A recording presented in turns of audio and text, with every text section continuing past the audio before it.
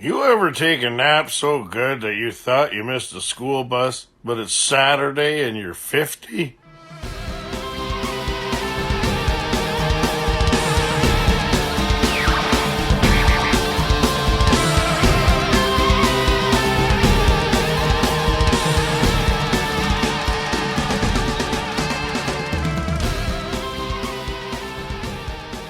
Hey, fun fans, it's We Enjoy.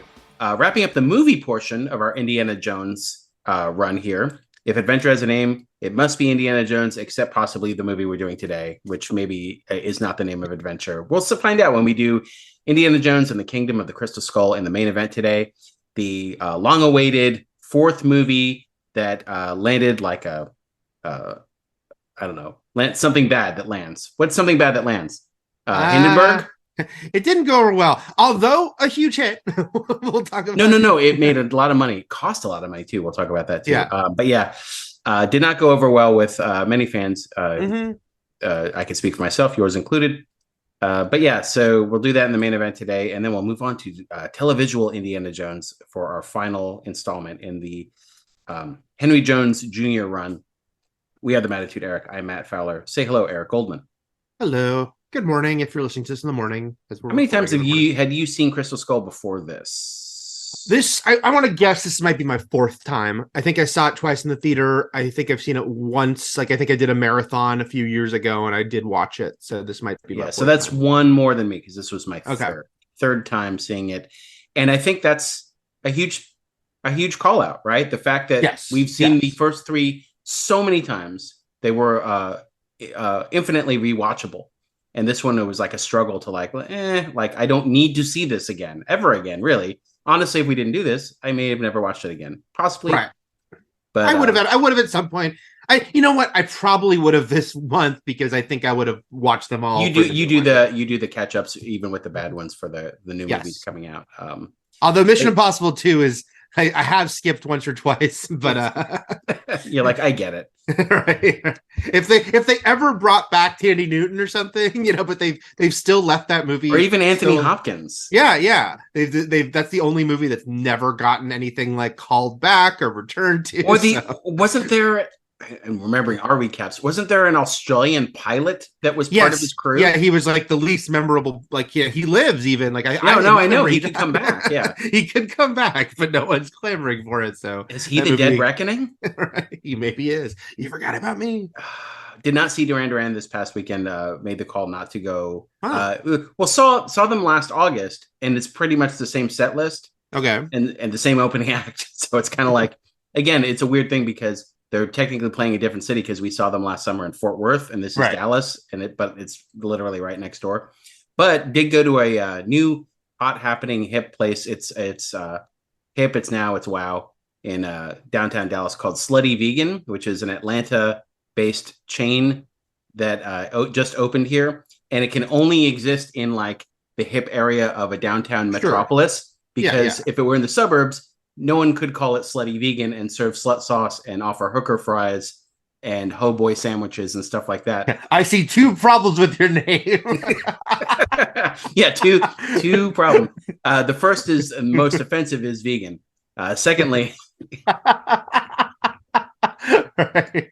but this because I live in burbs where you can't have a place called like Badass Tacos, right? Without someone throwing a fit. So I got to venture down to Deep Ellum to eat this stuff, but it was very, very good. And it was supposed to be a pre-concert meal. It just wound up being the meal in itself. The meal itself wound up being the concert. And you have frozen so early into this. Are you back? No. Are you back? I'm happy. I hear you, but I don't see you moving. You're not animated. Oh boy. Oh boy. I blame the Crystal Skull aliens on this one. Okay, we're back. You're going in and out. This is terrible. I mean, I'm here. Right. Are you hearing me? I am now. Okay. Let's get into the entertainment news. Unless you've got are you not here? I'm here. All right, let's get into entertainment news before you vanish on me again. Guys, I want you to write Matt and tell him to get an Ethernet cable. He wants me to get an Ethernet cable that I will literally have to run through the entire length of my house. And I do that. I tell him I do that. My Ethernet cable. It goes We've under the front door of our house. It goes through. It goes around into the hallway. It goes... people died in the advancement of this technology so that we don't have to once again connect hardwire to something. I'm just saying it helps. Helps. The cloud. I depend on it. Okay. Any personal minutia for yourself, Eric? How was I know you went to you don't have to talk about the actual episodes, but how was the Secret Invasion screening you went to? Oh no, that was really fun. It was actually, here's an observation I'll make. The TV show premieres, which they call launch events. They don't use that, and this is Disney Plus exclusively. So Disney Plus has a big event for a Marvel or a Star Wars show. They don't technically call them premieres; they call them launch events. I don't know why. It seems silly to me. But one thing I always joke about is, oh, it's a TV show if they only shut down one half of Hollywood Boulevard. Like traffic can go on the other side of the street. Because when it's a movie premiere, it's like the entire street is shut down. You cannot drive down Hollywood Boulevard. So last night I was like, hey, what's going on? It's almost the entire street. And this is just a TV show. And then I realized coming out of it, oh, tomorrow night, which is now tonight as we record this, is the Indiana Jones premiere, also Disney. So they basically were like, we already have this space. We're already going to be using all this space. So we're already prepared to maximize the inconvenience we're giving to other people and commuters. Yes. Why don't we just take up the full block? It's like an old MTV block, except it's for the band traffic. Okay, that's right. Yeah, I watched the first 2 episodes, but not with any red carpets or premiere lights. Just at home, eating my Papa McCorn. Okay, that premieres next week, and yeah, it's a weird thing where it's like the Disney Marvel stuff is so few and far between now. At one point it was just all in your face all the time. Yes, and now it does feel more eventized, but the show should be good. I should say that. Be good, show. So that we don't have to talk about superhero fatigue anymore. Well, again, coming off of like Guardians, back-to-back Spider-Verse, like highly acclaimed, huge hit, instantly beloved superhero movies. So, we should mention we haven't talked about this, but I presume Matt Fowler, unless he says no, will do a Flash breakout special episode this weekend. Whenever Matt sees the Flash, and I can go see it. I don't have a lot of people. I'll have to probably solo this one because I don't have a lot of people in my circle clamoring to see the Flash, even though the word of mouth, including word of mouth from your mouth, has been good. So I solo all the time. It's a delight. I don't. Yeah, it's not my favorite. I do it in a pinch. It's fine. Okay, because I like to talk to someone during the entire movie. Now I have to talk to strangers. And you like to ask them, like, who's that? What's going to happen next? Right. Why do you think they did that? That's a weird choice. That's weird. This seems like something that will resolve itself eventually if I had patience, but I haven't. Do you think they're establishing that this person has this problem now so that later on they'll try to figure out how to get it past it? I don't know. Which one's the Flash? Wait, that's Batman? Okay. You just constant spit takes. That's why people don't bring more glasses of water, please. All right. So speaking of superhero stuff, we've got some movie delays due to obvious reasons. But yeah, let's get into everything that's been sort of pushed back. Basically, the long-awaited. Well, we should say so. This was Disney massive, they sent out. We've done some schedule moves, and it was a pretty massive amount of things that got moved. So Star Wars, on the Star Wars front, the Star Wars 2025 film is now been pushed back to 2026. Most things got sort of a year bump, not everything, but yeah. So and then MCU wise, Brave New World is just moving from May to August next year. Thunderbolts is moving to December of next year. So it's still... Which I mistakenly said, it'll be the MCU's first December Christmas release. And someone said Spider-Man No Way Home. Yeah, No Way Home. But Disney didn't release that. So there is an asterisk. But yes, a secondary Christmas release. MCU, you were wrong. Disney, you were correct. But yeah, So those are still, as far as I know, right, back-to-back movies. Captain America: Brave New World leads into Thunderbolts still. You are correct. Unless there's a weird November or something. No. You're correct because the big thing though is that the movie that is now coming out several months earlier than initially announced, which is Deadpool 3, which is now going to kick off summer. Because they're filming that. There's actually, that was the whole part of this writer strike, is they were filming that while the strike was going on. So that's the thing, is like these decisions, nothing shocking here on the MCU front. We'll get to some of the other weirder things because Deadpool 3 is filming. Captain America: Brave New World is filming. Thunderbolts and Blade both will not begin filming because they're not getting rewrites that they would want to be doing before they start production. So those, we don't know when they're going to start filming because that's all dependent on multiple strikes happening, not happening, ending, which is why Blade is now once again moved this time to February of 2025. Yeah. Fantastic Four is now May 2025. And then the Avengers films have both been delayed a year. So Kang Dynasty was 2025, now 2026. Secret Wars now in 2027. And of course, the Kang Dynasty has the extra onus of what are they going to do with Jonathan Majors? Will they replace him? Questions lingering there. They have nothing they can really address until I think after Loki season 2 airs. Probably. And then we'll see, giving it a year delay gives them another year to have to decide what they're going to do about that. Well, and then they have to decide about Tenoch Huerta too. Allegations against him now as well. Big headlining sort of Marvel antagonists of the past year, past calendar year, with sexual assault allegations against them, or just assault allegations. So some decisions need to be made. Avatar 3. This is now a fascinating one. This is big. Avatar 3 is now coming 2025. I don't know what work needs to be done on these movies because they were filmed back to back, correct? So 2 and 3 were filmed together. Yeah, but it's still being delayed now to December 19th, 2025, instead of coming. What was it? It was supposed to be this December. No, it's supposed to be. No, when was it supposed to be? Supposed to be December 2024. It was going to be 2024. That's right. Now it'll be 3-year break. But then it's 4 and 5 that I'm like, whoa, this is crazy. Yeah, the fact that Avatar 5 is now supposed to be in 2031, and I'm like, are we even alive when this movie comes out? When the next decade? I can't think of the 2030s yet. I can't try to explain it a little more succinctly. The Avatar sequels were all scheduled to be 2 years apart.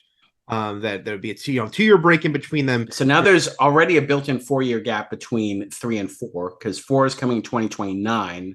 And that's where I go, what? Why is there a 4-year gap?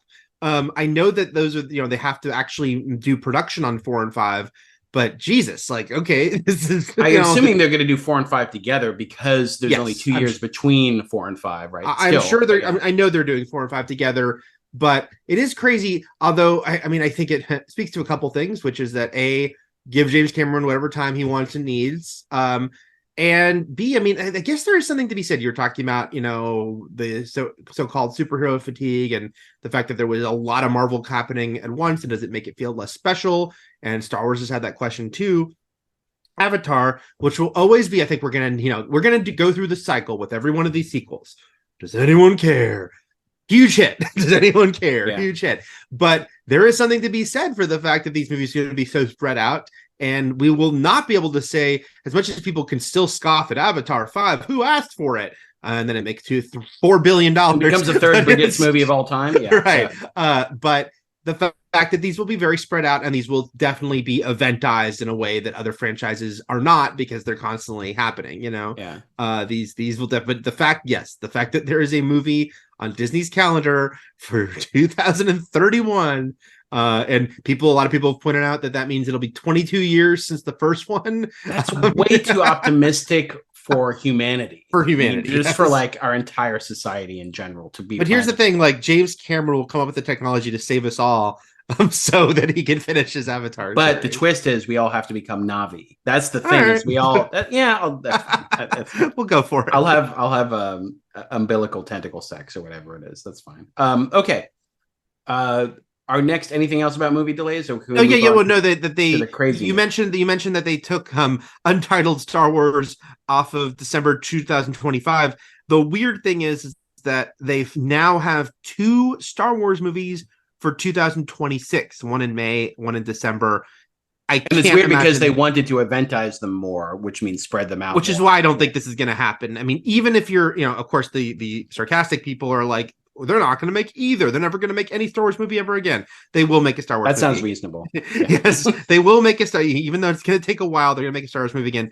But not only did it kind of bite them in the ass when Last Jedi and Solo opened 6 months apart, but because it's taken so long to kind of get a new Star Wars movie together, I don't think there's any possibility they actually open these in the same year. I do feel like, because we can talk about scheduling biting people in the ass, but Solo also wasn't great. So it's kind of like, Solo was and a amazing. lot of people fucking hated Last Jedi. I mean, I'm not one of them, but it was dealing with people. People loved it enough to go see it over and over again and have it make a lot of money. So yeah, but there was such negativity about Star Wars online, and I know. We don't have to get into the discourse about that movie, but it was genuine. Like, I mean, there was a lot of negativity about like, what are they doing with this series? So I'm just saying it all contributed. It, like, Solo not being great, only opening 6 months later, the negativity about Last Jedi. I think there was. I'm just saying, if Solo had been amazing, the people who love Last Jedi would have seen it over and over again. Yeah, maybe. I mean, I just think good movies trump a lot of things. And I don't like to use that word, even though, but yeah, sometimes. But I do. I mean, again, I do think in the perception of a large amount of people, you had to quote unquote like win them back after Last Jedi, and Solo didn't do that. But also, Solo was opening right by Infinity War, and there was just a lot of like, it would have to be really stand out at that moment, and it didn't. So yeah. But all that being said, even though there's all these special circumstances to Solo, I don't think they come back with for the first Star Wars movies in years with 2 in the same year. I think that gets even if they were both ready. I think especially when they're called Last Jedi 2 and 3. Also the Last Jedi, and the poster is just Luke drinking from 2 udders, like just and throwing 3 lightsabers over his shoulder, and considering killing 5 of his nephews, and just like shrugging off. And then the second movie is just called More Soloing. Right. All right, very busy poster. From in a world that has already brought you Greta Gerwig and Noah Baumbach doing Barbie, comes the very same world that's giving us Sarah Polley directing a live action version of Disney's Bambi. Sarah Polley, if that name doesn't ring a bell, is a actress, activist, filmmaker who you have seen in many things. More if you've watched a lot of small indie things, but if you've watched things we've talked about on this podcast or bigger things like Go, which Eric has talked about, or what's her biggest hit, Dawn of the Dead. Dawn of the Dead. The Dawn of the Dead movie. She doesn't often do bigger projects like that, but those are the most notable ones. Well, and she hasn't acted. She hasn't acted in years, by the way. We should. Well, she last thing she did was a John Adams miniseries. She did television, so it was that was like 5 years ago. But I think that was like 12 years ago. John Adams? I thought it was like 2017 or something. But okay, so Sarah Polley, 2008, Matt. 2008. The year Crystal Skull opened. All right. What is time? Time is imaginary. Time is the fire in which we burn. And the only reason I knew that show was a long time ago was I remember the TCA panel for it, and I knew it was like a long time ago TCA panel. Like I could see myself sitting at a TCA panel that was not recent. And you would think she filled that time away with a lot of movies, but she's only made a handful. The most notable being Women Talking from last year, which she won she won an Oscar for Best Adapted Screenplay for Women Talking. And we saw her also as the child lead of The Adventures of Baron Munchausen in the 80s when we were young. Mm-hmm. And so she's been acting a while. But anyway, indie darling, lots of sort of independent film cred, is doing the big Hollywood thing, directing a live action Bambi. And interested to see her take on it. Maybe this time Bambi kills the hunter. I don't know. Bambi, like seeking revenge for the death of Bambi's mother.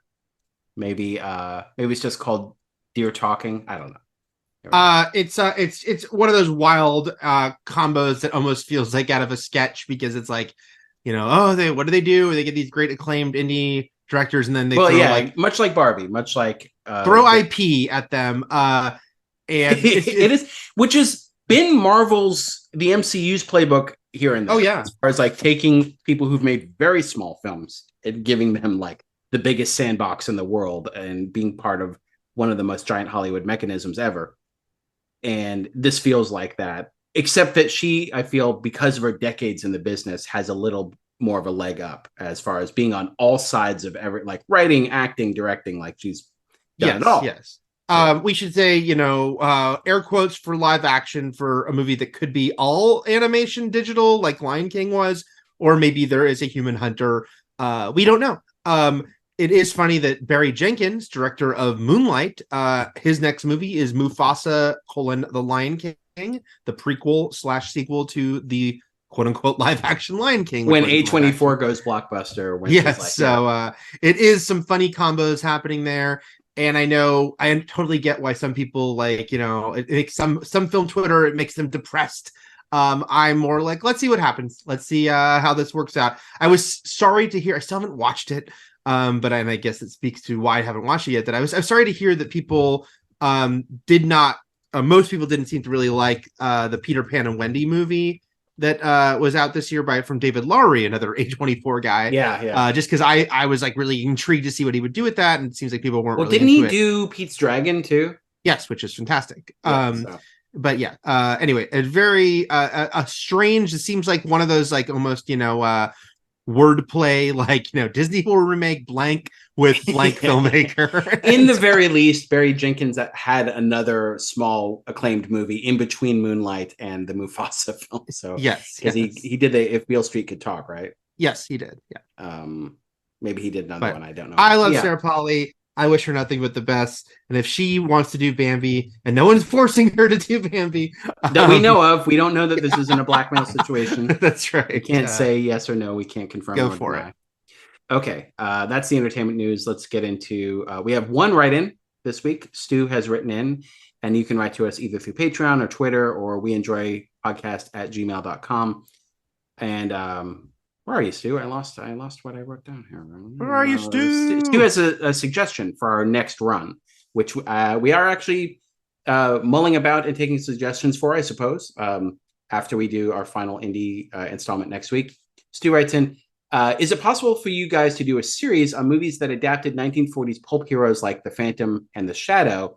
I guess you could toss in Rocketeer, since it's an homage, even though it started in 1980. Thought about The Phantom recently with Treat Williams passing away. And we've been talking on Twitter a lot. People have been suggesting a lot of Treat Williams films who died tragically. What was it, 2 days ago? Yesterday? When was it? It was 2 days ago. A motorcycle accident. Yeah. And he's been in a lot of things. The Phantom, which is something that stands out. Also, I like a lot of people discovering for the first time Deep Rising, which is Stephen Sommers' movie he made right before he made The Mummy, which is very, if you like the vibe of The Mummy, then recommend Deep Rising as well. Both of those films, The Phantom and Deep Rising, are they're not streaming anywhere that I know of. I think you can only rent or buy them.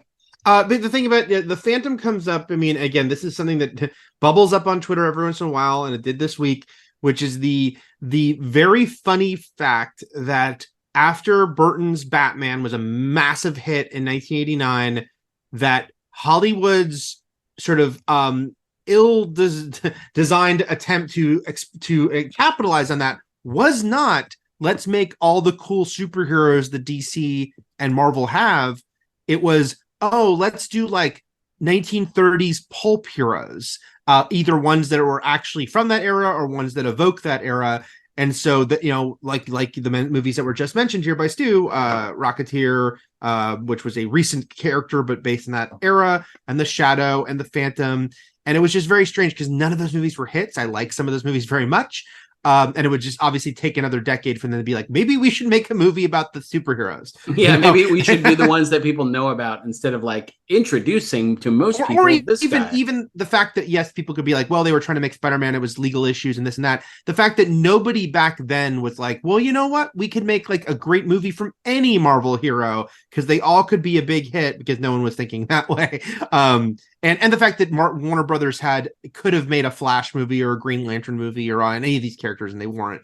Anyway, it is a fun, interesting era, and A possibility. I don't know if we do it next, but yeah, it is something I consider this a spiritual cousin of them, even though this movie got made after they eventually made Spider-Man and X-Men movies, which is Sky Captain and the World of Tomorrow, which was not based on any source material, I don't believe, but it was it was definitely that era of that the sci-fi, like basically steampunk sci-fi throwback to like 1930s and stuff like that. And of course, we should mention Dick Tracy, which was already happening when Batman came out the next summer.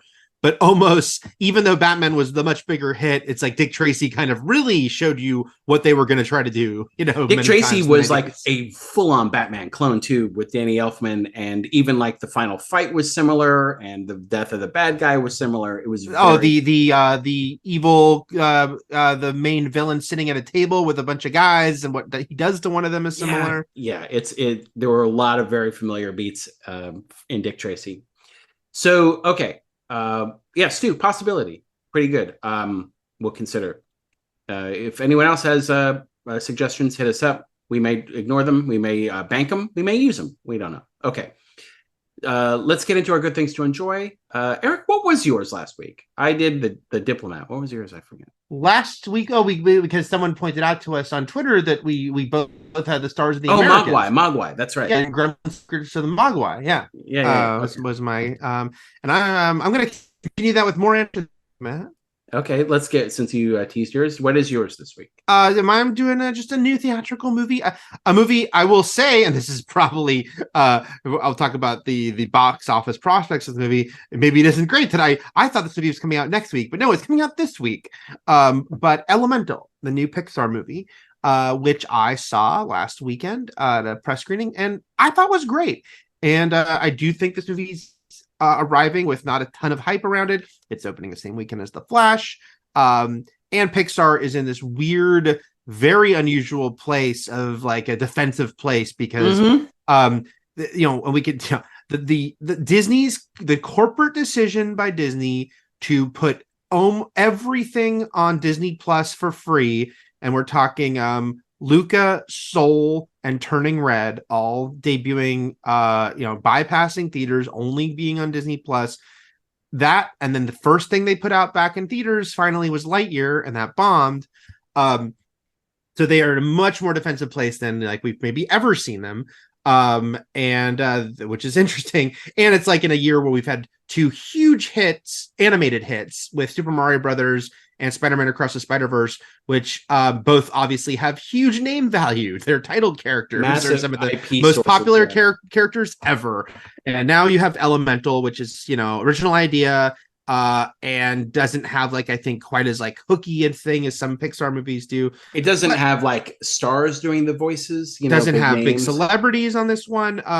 Although I'd never think that really moves the needle that much on box office. But anyway, I think there's a lot of cynicism. Like the biggest thing I see is, they're just ripping. There's copying Zootopia. It's another city with people who aren't humans. Which do I say? Come on, guys, can we be a little like? I don't know about that, but I will say I am glad to hear that you really liked it because to me, Elemental, the idea of it and the pitch sounds like a parody pitch for a Pixar movie. Yeah. It sounds like the SNL sketch where Jack Harlow played a character in his AA meeting who decided to pitch his Pixar movie about lost luggage trying to find its way home. That was actually a really good Pixar pitch. Right. The concept of Elemental sounds like almost a parody of a Pixar movie. So I'm glad to hear that you liked it so much. Yeah, look, it's not subtle, and again, everything about this say doesn't mean you have to like the movie for the reasons I'm saying. Like, I just do think it's interesting. The background is Peter Son, who directed this movie. It's very much inspired by his life, which has the son of first generation, Korean immigrants. He's the first generation, born in America, and then he ended up falling for and marrying a white American lady. And there was definitely some issues with his family to work past, and culture things and wariness there, and also their lives growing up as immigrants, and some racism they faced, and maybe sometimes the racism they reflected back. all of which is say that this is the Pixar version and it's Element people.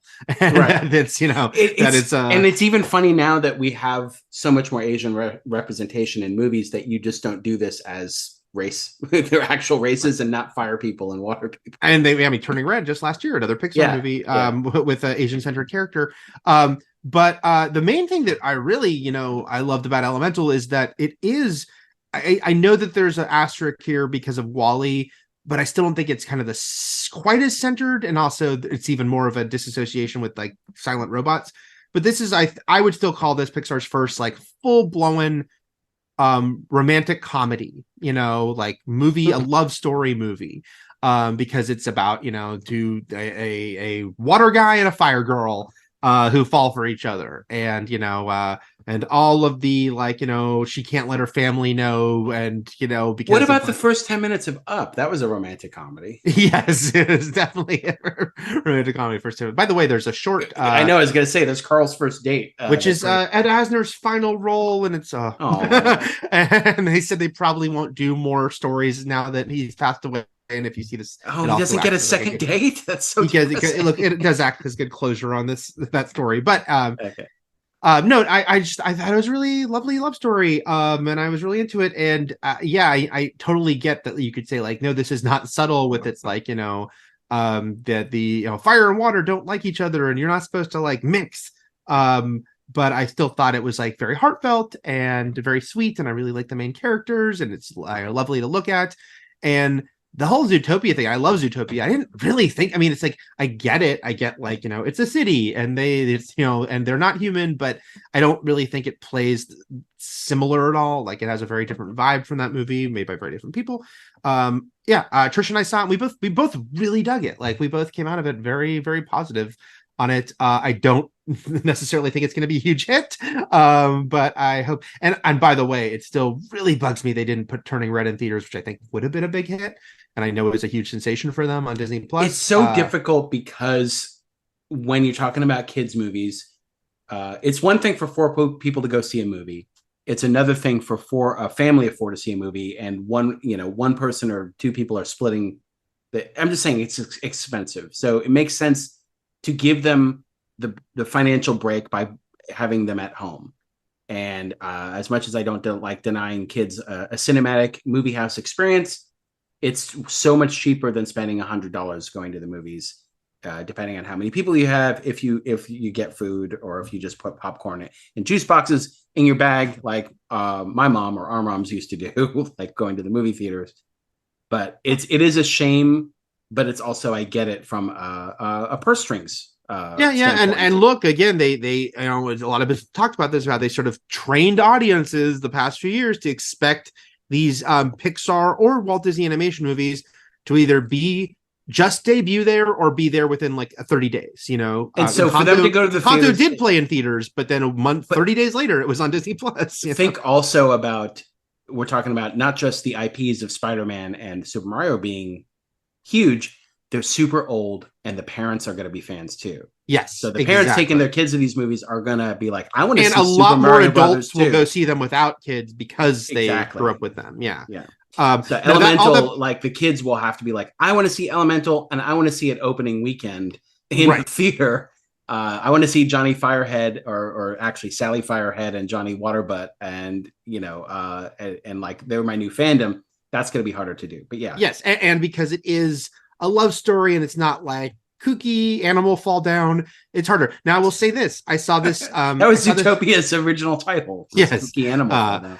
I saw this movie on a Saturday morning, 9:30 a.m. press screening at the El Capitan, and you know it's this kind of movie that lets you bring your families, and so there was it was press, and there was a lot of kids because people brought their kids, and it played so well, Matt. And I won't say what it is, but there is a moment in this movie that got huge applause, as though like was it like me at the end of LA Confidential?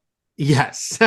As though like, a big action beat or a superhero victory just happened. And it's not that, it's a small little character thing. And it was just a really sweet moment of everyone applauding like this moment.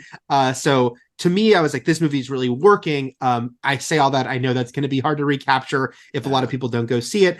but I hope people see it, and I know that they'll eventually discover it on Disney Plus. But anyway, I quite liked Elemental, and I recommend. Fun I hope fact. I hope it's a fart. I hope that's what it's a fart, and we all applaud it. And then I'll just give here's why you should see Elemental. No, this is just a fun fact about the director, Peterson, the director. He is a longtime Pixar employee. I realized that some people will be like, the only thing he directed was The Good Dinosaur, which I haven't seen. For what it's worth, that is a movie where he was brought on to try to fix it at the last minute. This is a movie he built from the ground up.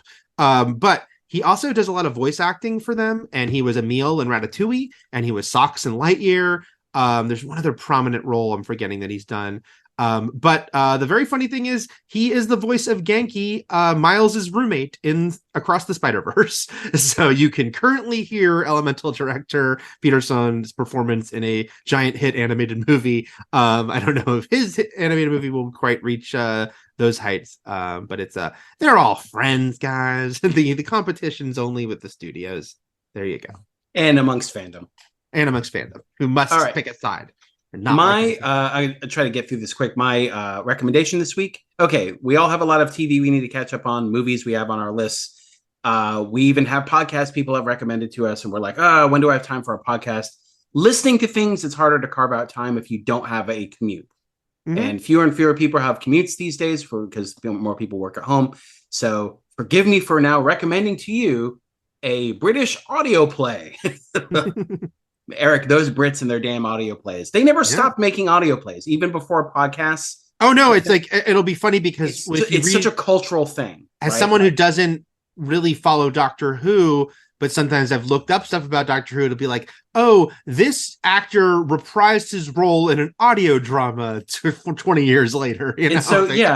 While America and other cultures stopped doing radio dramas, which were once the only means of these sort of adventures before the advent of television, and then they still continued on for years, the Brits never dropped them. They still love them some audio drama, so it's no surprising that this is a British production. This is called Impact Winter, and you can listen to it on Audible. And its first season is already out, and it's all of its chapters combined. It's about 5 hours long. And it tells the first part of the story. Season 2 is coming, and it is not a video game from a few years ago, because if you look up something on Eric's site, fandom.com, you'll find characters from an actual video game that have nothing to do with Impact Winter. Right. Impact Winter is a dystopia. Even though, Eric, I'm telling you, that story is also about an asteroid that hits the Earth and causes a permanent winter across the globe. This is also that, except it adds vampires, which the video game does not. Very similar start of a log line, but the last part of the log line is very different. Impact Winter is just a sort of a fun, supernatural, scary adventure story with a lot of sort of credible British actors in there. You've got Liam Cunningham and Bella Ramsey, both Game of Thrones. Bella Ramsey now even more famous because of The Last of Us. She's not a full lead, though, while Liam Cunningham is. Though the big leads are. I'm going to do a quick pronoun correction and say they are not. For who? Bella? Yeah. Not Liam, I would imagine, but Bella is okay. Yeah. So they are even more famous now because of The Last of Us. But you've got Holiday Granger, you've got Hamish Patel, who was in Station 11. You have David Gassi, who was just on The Diplomat, which I recommended last week, and some other notables. Adira Varma, who's in everything. Every fandom has Adira. He's in his element. I'm listing off names. That's all I can do. It's a radio drama, Eric. But okay, so you had me at Bella Ramsey and Liam Cunningham. Okay, again, Bella Ramsey is not like a major player here. But,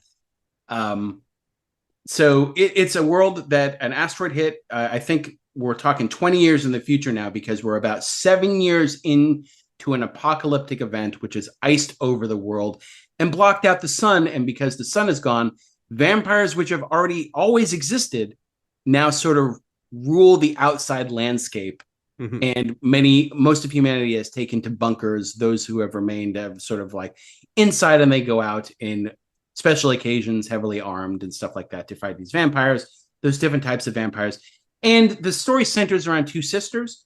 One is Darcy, the older sister, who's sort of the jaded soldier version who has vampire knowledge and research under her belt and battle scars, and younger sister Hope, who has only grown up within the confines of this bunker and seeks, like a lot of apocalyptic teens, to venture outward, even though it's dangerous. A whole new world.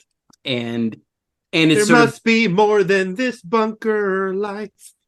What happens when Hope does venture out and Darcy has to save her. And I don't want to spoil some of the twists and turns here, but anyway, it's as the CW fully starts to shutter and close down shop, or just become something that is not the CW. Like, what was it? Gotham Knights got canceled, but Superman and Lois will continue on. 10 episode season. Yeah, Superman and Lois, but yeah. So it'll go on. This is like those craving these types of stories, that this could have been an actual CW live action series, and probably been successful if you like something like The 100 or some of the other supernatural sci-fi stuff they did. I recommend Impact Winter if you have the ear time for this. Again, it's a weird thing when you're not driving and trying to listen to a podcast or an audio drama, because Eric, what do you do with your hands? What do? You feel like you also need to be doing stuff. I know a lot of people clean to podcasts, housework, chores, stuff like that. So if you have some late spring/summer cleaning to do, maybe give this a whirl. But I recommend Impact Winter to you. Something I would not have listened to were it not part of a work assignment. So, it's one of those things where, I realize that recommending this feels like an errand, but I think you would enjoy it, our listeners and the genres that we cover here. So I think they would like it. Okay. I've heard good things about it. And it's funny because also the other prominent audio drama in recent years has been The Sandman, which, was developed and launched prior to, but kind of overlapping with the TV series, and also has an amazing cast with like James McAvoy and Kat Dennings and all these different people that are not the TV show cast. And I know that there's a big fan base. Obviously, The Sandman in general has a big fan base, but the audio drama is very popular as well. Those Brits, man, I'm telling you. Yep. British Kat Dennings, like you said. Okay. Well, you mix up you mix them up. Okay. So next week we are doing televisual Indiana Jones. We're going into The Adventures of Young Indiana Jones, which was previously called The Young Indiana Jones Chronicles, I believe.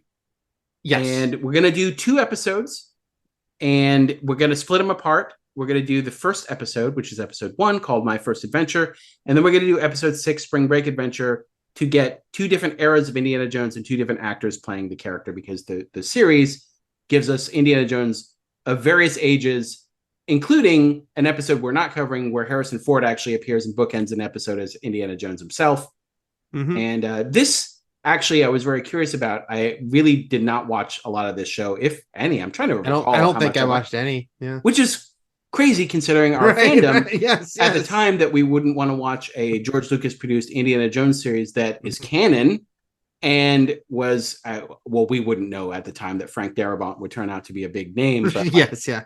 As one of the producer writers of the show, but I would also feel like the Pancho Villa reference in Crystal Skull, as well as just the general filling in the gaps of what Indiana Jones has been doing the past 20 or so years in the story. Like, it opens things up. I actually went to the Indiana Jones Chronicles wiki to see if there was a Pancho Villa episode, and that was a reference to something that happened on the show. And there isn't, but the show has Indiana Jones meeting Forrest Gumping his way through like his young life, meeting every president, every famous author, all these famous like notable celebrities. Like, the list of people playing actual real life historical characters on the show is very lengthy.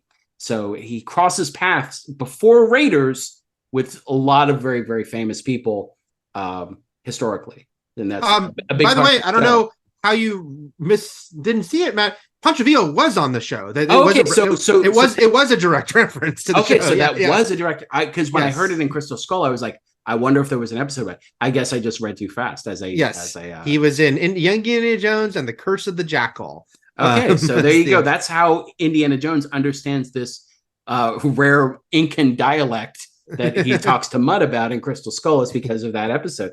So yeah, it was the only time, the only actual opportunity for a movie to reference the TV show because it's the only movie since. But yeah, okay, that's cool. That makes that line cooler. Doesn't make the movie better, but it makes that line cooler.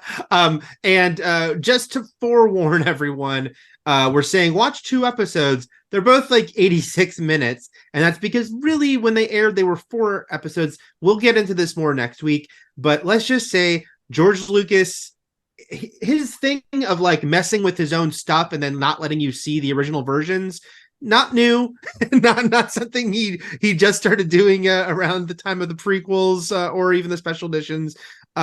Anyway, this is the only way you can watch these episodes now.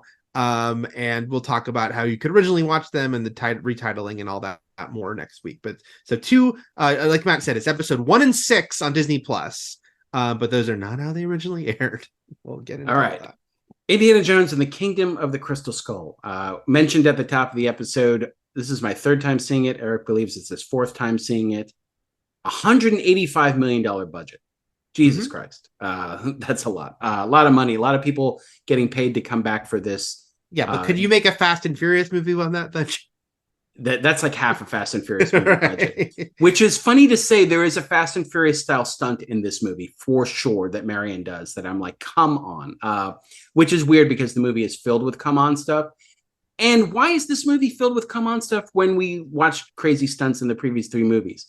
There's a weird divide going on in this movie. And you brought it up, I think, previously of like what people think and feel belongs in an Indiana Jones movie, what feels right, what actually evokes the original movies, and what feels not to play on words, maybe intentional, alien to this saga.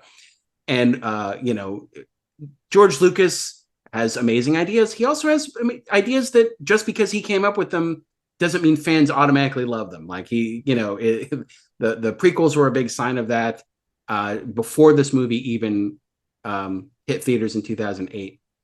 So now we're almost, is this 19 years after? Yeah, 19 years after. Crusade.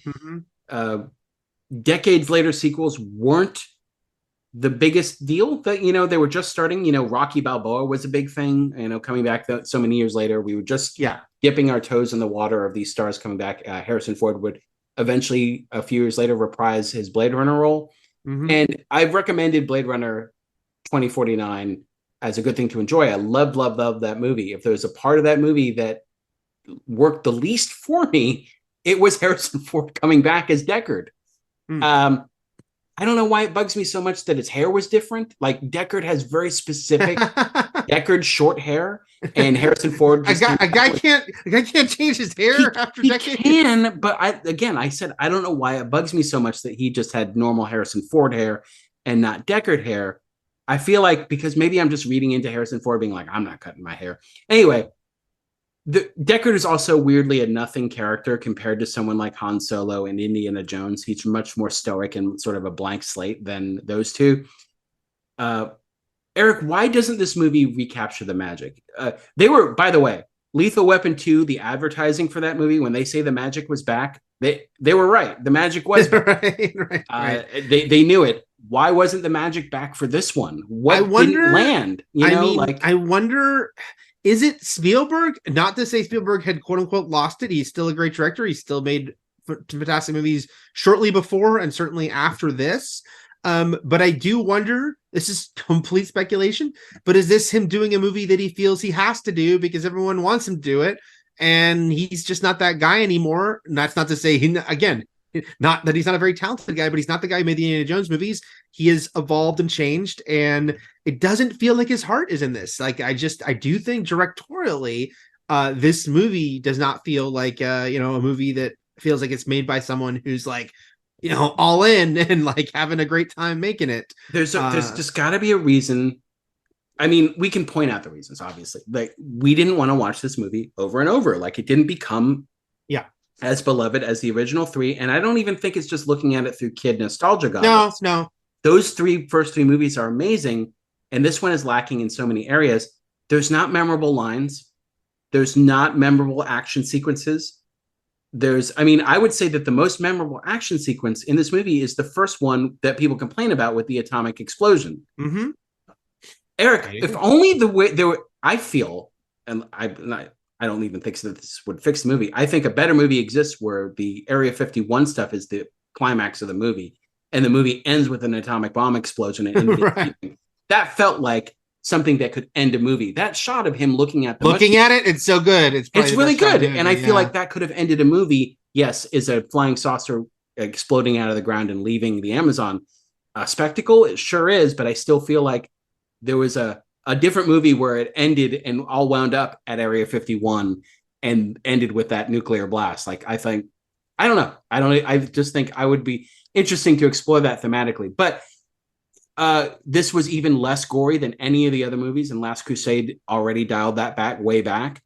I also feel like I would have preferred wonky Harryhausen style effects from Last Crusade to some of the CG here. Dated CG sometimes feels way worse than dated practical. Yeah, it does. It does. Yeah. And so, like, I would have preferred a Caddyshack puppet gopher to the CG gopher, because that's what a way to start a movie. Okay. Did Temple of Doom start with a musical number? Yes. It was still scored by John Williams. It's very different to open a movie with an actual song like Hound Dog and to see a CG gopher. I kind of dig the Hound Dog part. I have nothing against that. I think it's a fun way to say, hey, we're in the 50s. We're going to be in a very different vibe than the other Indiana Jones movies because time has passed. If you know George Lucas, you know he's all about his hot rodding and his old cars. Yeah, he's like, finally, I'm in the 50s. Yeah. But I think that's totally fine, and I like that it's this race against these guys who turn out to be the bad guys. Except one of them, I don't remember the actor's name. We've seen him in a lot of stuff. One of them looks very Russian. So but the CG gopher. That's certainly not that we see 3 times. By the way, it's like a rule of 3 that you wish was only a rule of 1. Okay, so this movie, just by design, was already going to be more different than any of the other Indiana Jones movies. The time away, the age of Indiana Jones, the decade it takes place in, it was already going to be the most different of the movies. They decided to go with an homage to 50s sci-fi, which, again, hard line here. There's already a little bit of a kerfuffle over how much Indiana Jones retains adventure to adventure in his belief system. Yeah. You know, like to the point where like we're kind of several steps ahead of Indiana Jones in this movie, maybe for the first time, because we all have been raised with Aliens. The X-Files was already sort of a huge pop culture hit that even people who weren't into aliens before that got into it. The conspiracy element, the ancient aliens that informed civilizations of the past, like that was a big deal to us already. Mm-hmm. And so we kind of had to watch Indiana Jones learn all of this stuff that we already sort of took at face value through this movie, while also filling in Indy's past 20 years in a way where it's like, he works for the government. He was a spy. Obviously we would imagine he would join World War II. Fine. He hates the Nazis. America finally joins the war. It's not unreasonable that he would enlist. Yes. But he's an operative. Like he infiltrated Berlin as a not, we assume, because he said they were double agents, as Nazis. Right. Like he did more of his Lord MacDonald shtick. I hope that's the voice he used for. He's like, I really like that character that didn't work and was totally unbelievable. I'm gonna nail this. Didn't even buy it. Yeah, I'm gonna nail this. So it's a lot to take in about, because it's way easier to believe the young Indiana Jones Chronicles adventures, where it's like he's an adventurer and archaeologist and stuff he'd been doing forever, than like I am an espionage agent for America doing covert missions and killing Nazis and Reds. I don't know. It's just a lot to take. It's a lot to take in. That part, I didn't care either way, I guess, about that part as much. I mean, it was just sort of like, okay, background, like you said, he fought in World War II. The spy stuff is a little, but I will say, so 2 general things I'm going to say about this movie as we begin here is, it was a big divisive line for people, still is.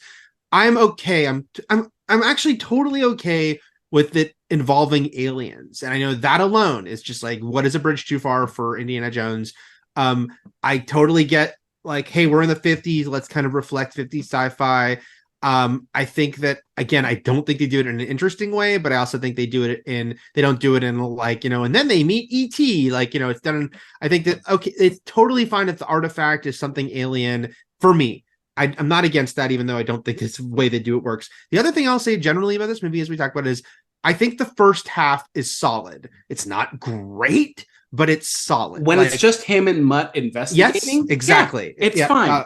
But that's the thing. It never gets better than fine. No.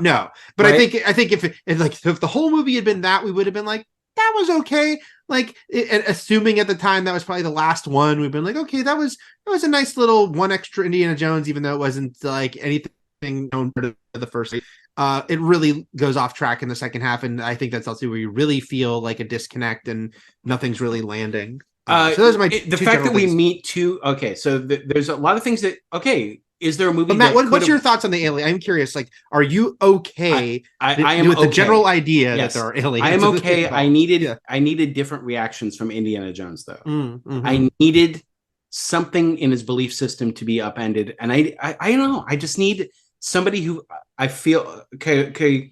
So it's like even him saying like, I don't think El Dorado exists. We learned that he got typhus looking for it. It'd be interesting to know if that was even a reference to a Young Indiana Jones episode. I have no idea if there was an El Dorado episode where he doesn't find it. But it's so weird, like him going movie to movie where he's like, I don't believe in magic, even though a year ago someone's heart got ripped out in front of me, And this one where he's like, I don't think El Dorado exists, but it does exist. The Holy Grail. And we drank from it and it totally cured my And I met a totally immortal guy. Yeah, like... So again, as we go into Dial of Destiny, I know he's gonna. Just from the trailer, I think you've seen it, but like as we go into the trailer, he's like, I've been tortured by voodoo. I do all these things. If he doesn't say, I saw a fucking flying saucer explode from the earth and take off into interdimensional space, it's kind of like, well, what are we doing here? Like somebody who doesn't like nothing sticks to him, and we're expected to have nothing stick to us. I don't know. I think there's a movie here where he discovers that aliens exist, and I think just thematically it needed to be different and better because it feels very humdrum here. And then all the new faces and old faces brought into this movie, there was a better way to service them than what it was, where it's like Marion comes back and she's like instantly falls for this guy. Mm-hmm. Like they exchange a few but then she's just smiling at him and doting over him so quickly. Two new characters who have a deep history with him are brought in, but we don't know anything about them, and we're immediately introduced to them as different people than Indiana Jones knew. Right, so it's like Mac, the character who is his best friend, and they perform so many different dangerous missions that you would think he's like a brother to this guy. Yeah. Way more than like him and Brody or him and Sala, like this guy. And immediately he turns on him because he's got gambling debts. Right. And then for the rest of the movie, he's kind of supposed to be comic relief, but it's not funny. And we never met the Mac that Indiana Jones knew.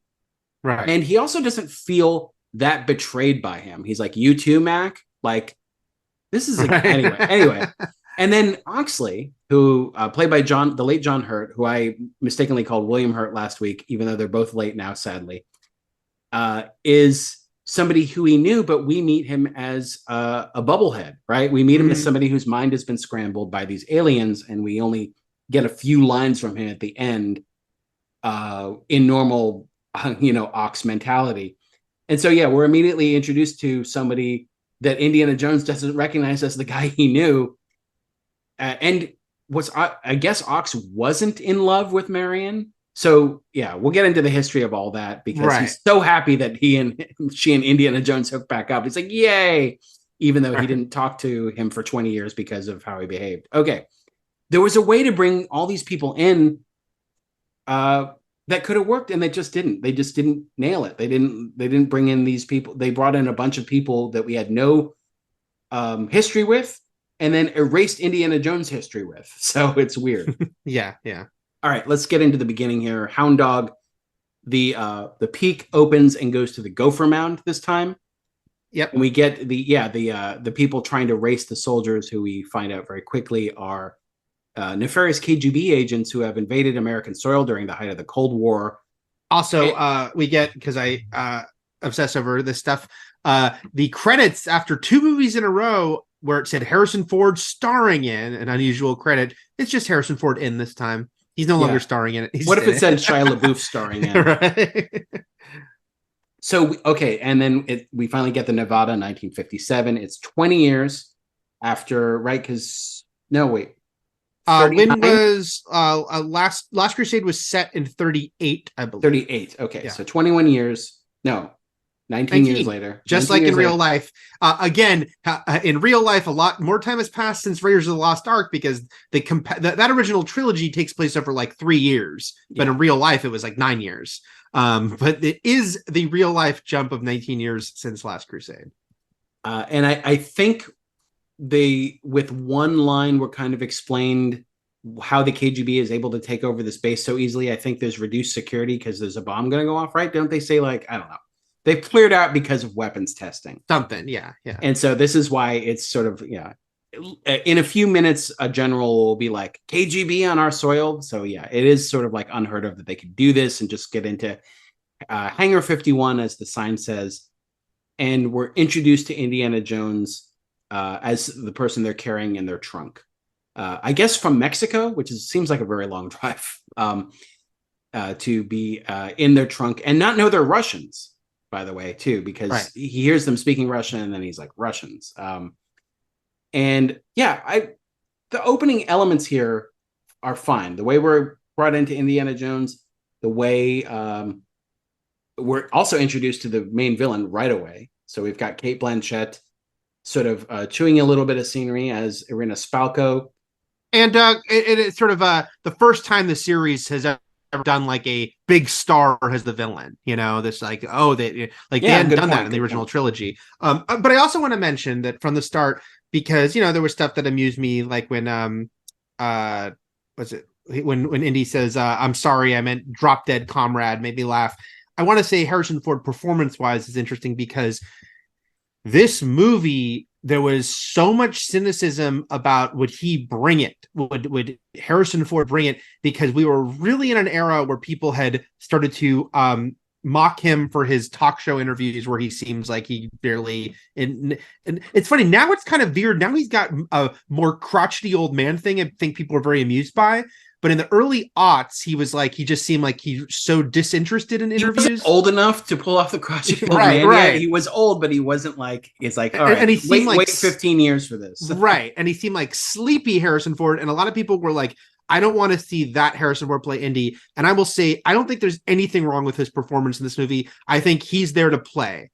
I don't think the movie is there. I don't think the script is there. I don't think the dialogue is there. Again, I don't think the direction is there, but I don't think there's anything wrong, because I remember distinctly that was the big concern going into this movie, was would Harrison Ford seem like sleepy Harrison Ford when we want Indiana Jones to be clever? Yeah, Indiana there were Jones. Clever lines in the original movie. He doesn't get to have any clever lines here. Like even something like "It's not the years, it's the mileage," which I don't even know what cars from the 30s had mileage wise. Did they have an odometer? Who knows? But he just isn't given the stuff to do. Like he's not, but I think lines aren't funny. He is totally there to do. Like I don't think there's anything wrong with his performance, and I think he was. I think the fact that this is such a character he loves. Again, I think he loves it more than Spielberg. And it is so interesting because has kind of famously known he's never really cared about Han Solo, wanted him killed off by the third movie, loves Indiana Jones. And I think that you see in this movie a guy who is definitely, stands to reason why he's back still happy to doing this. He didn't have to play him again. He's 80 years old and he's still doing it for Dial of Destiny. So without Spielberg, maybe that's a statement in itself. You know what I mean? Right. So, okay. We get Irina Spalko. We get that she's into mesmerism. She tries to read his mind. So we're already sort of like showing us that there's going to be some mentalism. There's going to be some psychic powers. Powers that again, coming from a series where he drank black ooze and worshipped Kali, like whatever that magic was. There are familiar things here, right? She's after the power of the object. Mac is after the gold. So we still have like somebody chasing the things that Indiana Jones previously the different reasons people want these things, right? Like I want the gold city. Is it the money? is it the power or is it to protect and hold up aloft? Do you want fortune? Do you want glory? Do you want both? Also, because we're 20 years after World War II now, or several years. So Stalin, like where Hitler was obsessed with religious objects, Stalin was obsessed with, as Dr. Spalko puts it, the mind, the mental aspects, and seeking out things that could actually, very in the vein of something like Stranger Things. It's like the Cold War will be waged with telepathy and mind control and stuff like that. That these secret projects were underway of brainwashing. And it goes into, there is deep history of like brainwashing experiments and stuff like that. So it's borrowing from that. It's borrowing from sci-fi. And Spalko wants to use aliens to enhance what seems to be already powers she may possess. And as she explains her plot later in the film, it's like to just sort of brainwash all of America and take over from an invisible puppet master aspect. So here we're in Area 51, and it's implied by the music that this is where the Ark went when the it's your little setup here that when the Ark theme plays. And we can. Did we need that? Is there something better to like the again? Indy never sees it, so it's not like it. For him, it doesn't become a thing. And if you miss the Hangar 51 sign at the beginning, which is smaller, you get the big 51 on the opening doors. Yeah. And she has taken him because, as we learn from her and then later by the FBI, he was brought in a decade before, I believe, to Roswell, New Mexico, to investigate wreckage stuff and as an archaeologist, but only shown pieces of it to the point where we don't know where he stands on alien life now. It seems like he still doesn't believe in what he saw. He called it like an air disaster or something like that. But anyway. And wasn't he also, he didn't even know this is where he was. Doesn't he say like he was brought there, but it's like yeah, he didn't know where he was.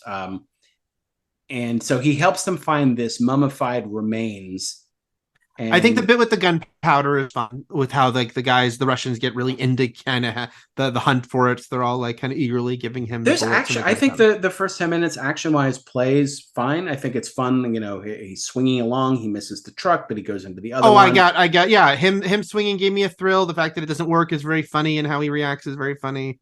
So we meet. A bunch of things happen here. We meet Dr. Spalko. She has swords. She has maybe hypnosis abilities. Mac turns on him, who's a double agent, and it's like we get questions about what Indiana Jones maybe does for the government. We also get the big heavy in this movie, as far as like I guess Dovchenko, I guess is his name, because we get the first fight between them, which he gets knocked out because of a test rocket takes off and they blast through the Nevada desert. But he's there to sort of take over the Pat Roach henchman role that I didn't know, Eric. And all this time, I did not know that Pat Roach was in Last Crusade as a big heavy, but his scene was cut. Yep.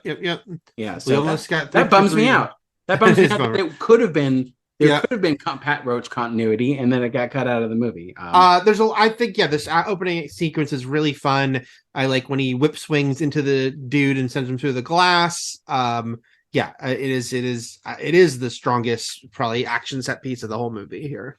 And then it all ends, and then the fake town reveal with him, the dummies, I thought that cool was and creepy. Cool. Yeah, I thought it was cool. And then Howdy Doody's playing on the TV, which always makes me think of Doc Brown going "Howdy Doody time" when you hear that theme.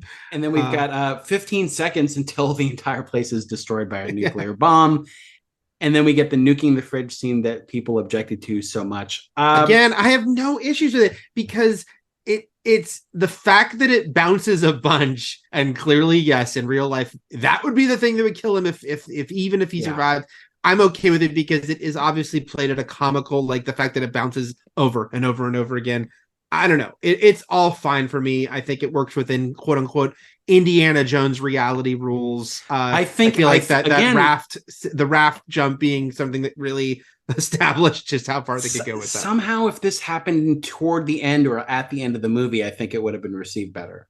The fact that it's the opening of the film and he survives an atomic bomb, it's kind of like, okay, it's going to be very hard to top this. You can only they only wind up equaling it almost, right? Like, going so big so soon also hurt the movie and help if you could have built up to that stunt with other implausible things that were maybe on a smaller level for people who are now a few decades removed from this franchise, that could have also helped. But the shot of him looking at the mushroom cloud, so cool, so much more cooler than the shot of him looking at the spaceship.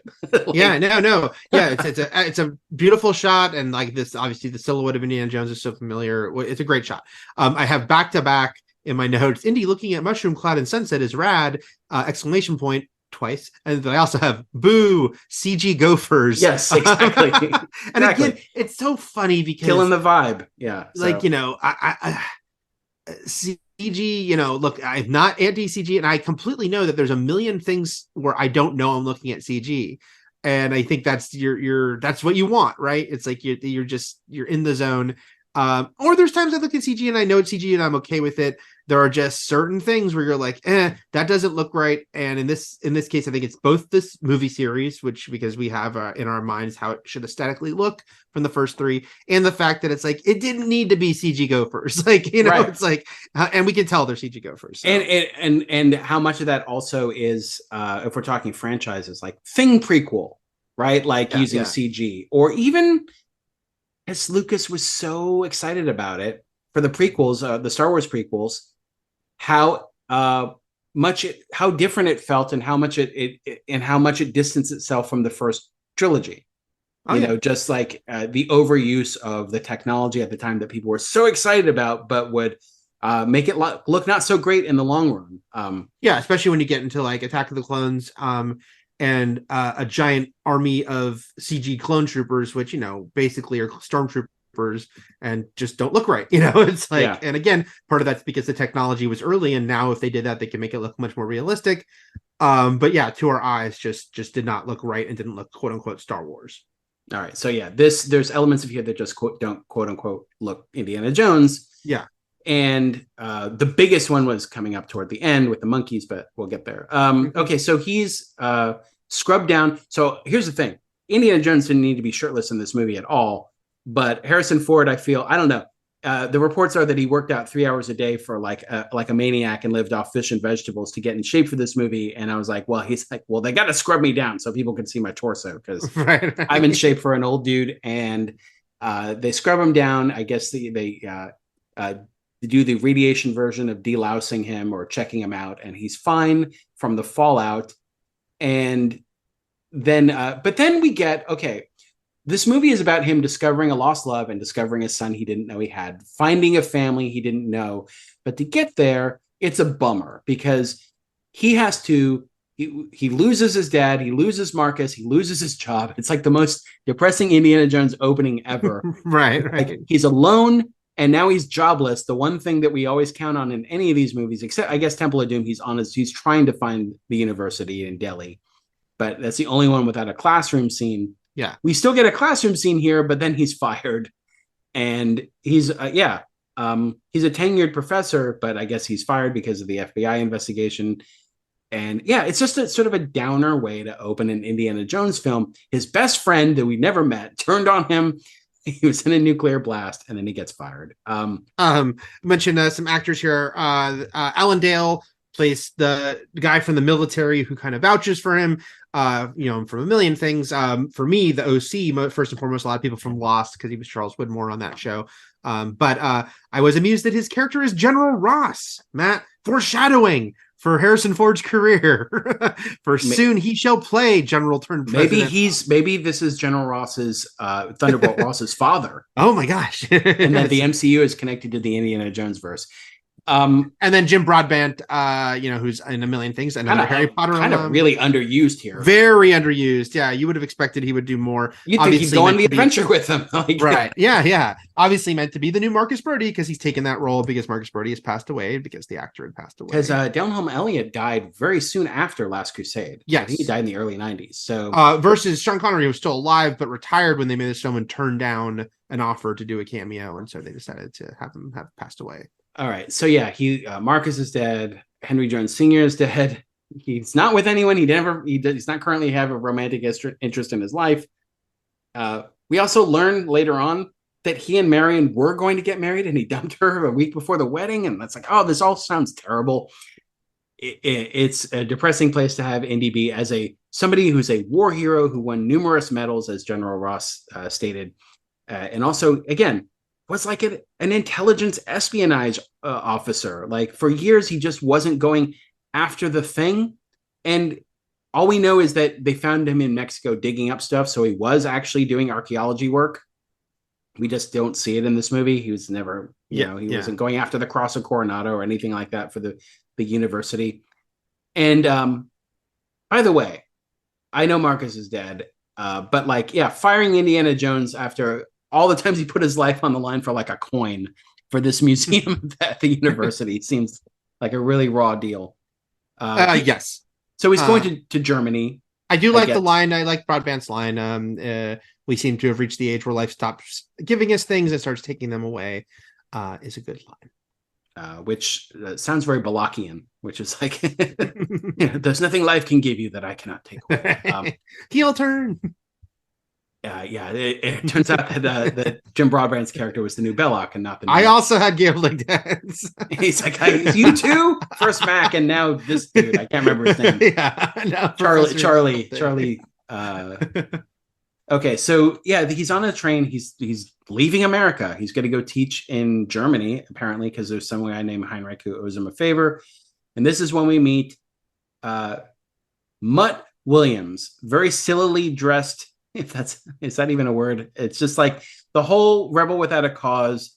The wild one. Yeah, Brando wearing the hat. That's very, very of the era, but also kind of goofy to look at in retrospect. Sure. Motorbike enthusiast, hair combing, greaser who the natural enemy of the Letterman jacket wearing college boys. Right. Basically. Gets him off the train. He's like, hey, do you know a guy named Harold Oxley? And so this is when it becomes the best version of the movie is him and Mutt together. Mm-hmm. As goofy as Mutt looks, the new blood here, and Mutt discovering that this guy isn't just an old fart, is this guy who actually can hold his own in a fight and actually knows a lot of shit and can handle a lot of shit way better than he can, is kind of a fun learning curve for Mutt.